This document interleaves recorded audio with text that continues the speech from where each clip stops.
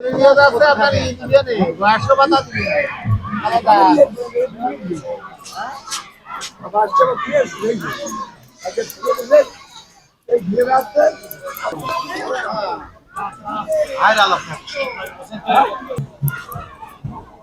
পেশায় আপনি কত বছর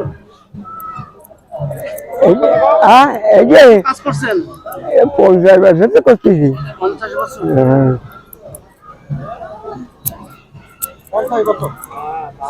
এখন একটা চুল কেটে কয় টাকা নেন?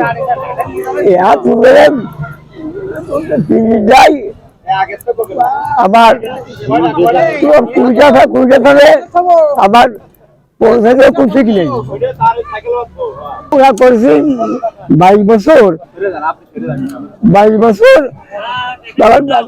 করে চলে যাবে 22 বছর